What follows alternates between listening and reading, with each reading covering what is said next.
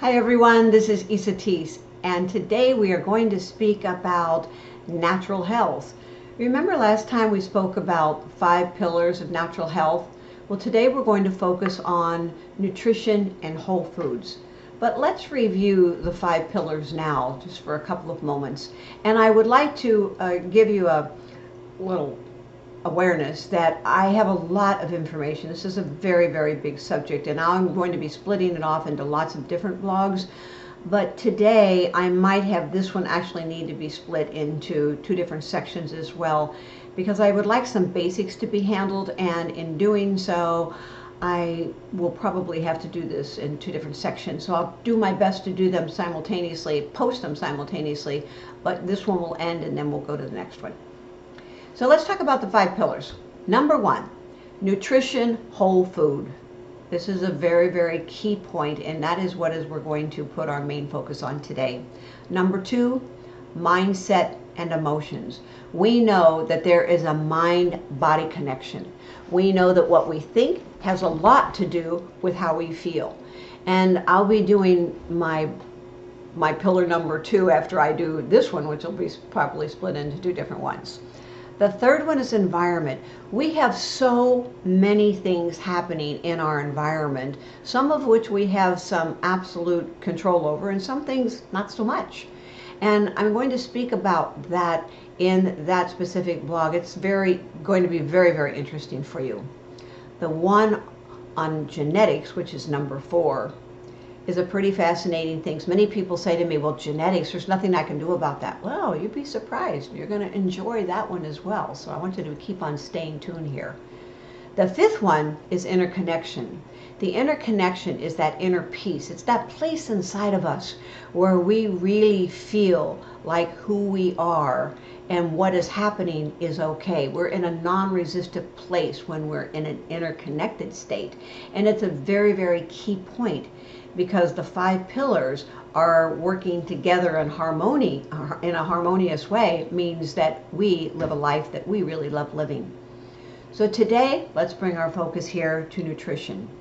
So you might be asking yourself, well, why is good nutrition important? Well, we know it's what runs the body. It is what we need to actually get this body up and running. That is the fuel of the body. Without the fuel, we have no body. We cannot function. And most of the things that we have been putting in our bodies without us ever knowing, especially when we're younger, has not been so great for us.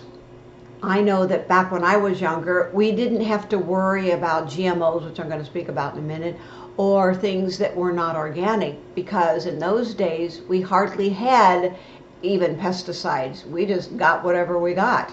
And I was born and raised on a farm, so I was very fortunate. I had a foundational support that was different than what our kids today are getting.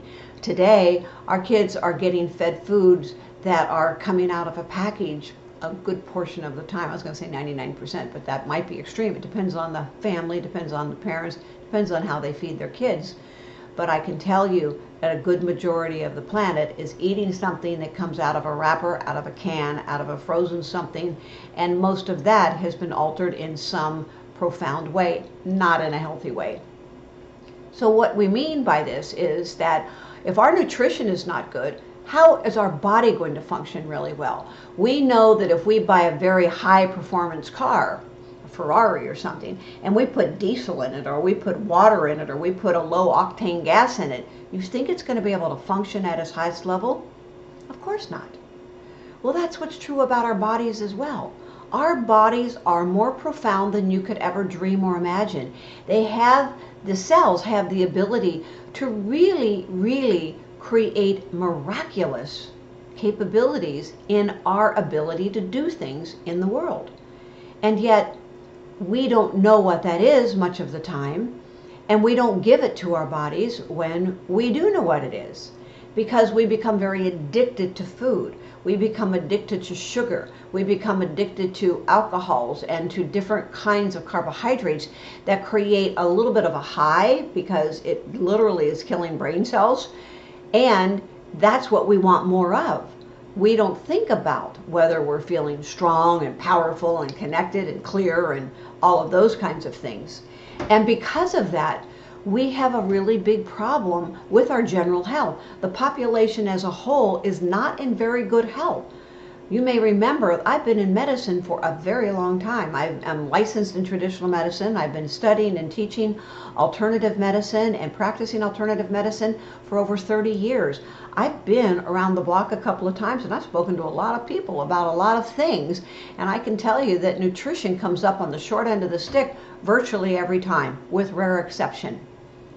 And so we know now that good nutrition is really critical. But what does good nutrition mean? Well, it means that we're eating foods that are very high, dense, nutrient-dense, organic substances that is going to make a difference. I'm going to talk more about that. But you might also be asking yourself, well, why don't we have this? I go to the store, I buy a good-looking cucumber, I buy an ear of corn, I do whatever, and how am I supposed to know what's in that? Well, first of all, you know because you're becoming educated by what it is that we're doing here. And the reason that we don't have it in the food is because our soil doesn't have it in the soil. Soil is used too frequently.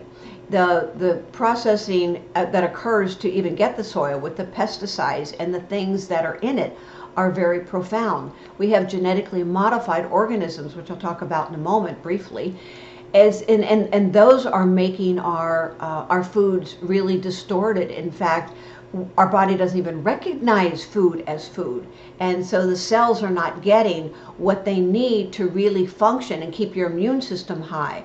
The soil is not replenished by nature. Why? Because it's not even the seeds aren't even in the ground hardly long enough, because what they do is with these genetically modified organisms, what they do is they shift the DNA and they put certain things together so the seeds will grow faster and they grow bigger, but they're empty and they're distorted. And the body doesn't recognize it, as I said a few moments ago, and therefore it can't digest it properly. So you're eating food, you're getting calories, but you're not getting the nutrition. And you need the nutrition, you need the vitamins, the minerals, and the enzymes, and the natural forces and sources of the food to make the body run at its highest level possible. We can't get that when we don't have that in our soil. So we are really kind of in a difficult place, because we can't get what it is that isn't given to us, because the soil doesn't have it, which means the seeds don't get it, which means that the crop that grows doesn't have it, which means we put it in our mouth. We're just in an endless loop here, and none of it is really all that healthy for us. And we also throw in the pesticides and those kinds of things, and then we really have something that's empty. So we now know that food is only as good as the soil and the seeds that grow it. And a lot of this is altered because of the genetically modified organisms. And what they do is they use a DNA technology, and they use molecules, and they're combined to create a certain set of genes. And then they alter that DNA, and it's transferred to new genes. And then the GMOs are basically creating this new something. But it's a something, it's not food. It's not a true seed. And these are, another term that you sometimes will hear is genetically engineered. And when we have that, we have the same kind of thing. It says that they're new and improved, but it's not healthy, and it's not giving us the results that we want. So I'm going to do a special blog on GMO, and I'll get into this more profoundly in the future.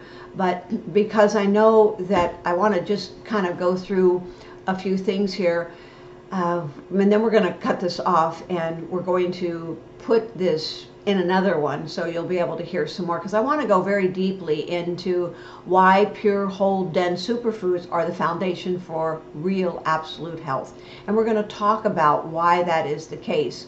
And we're going to answer the question, what are the pure organic superfoods? What are the foods? You'd know what to go buy. I also want to talk about the basic components of nutrition and what is real food.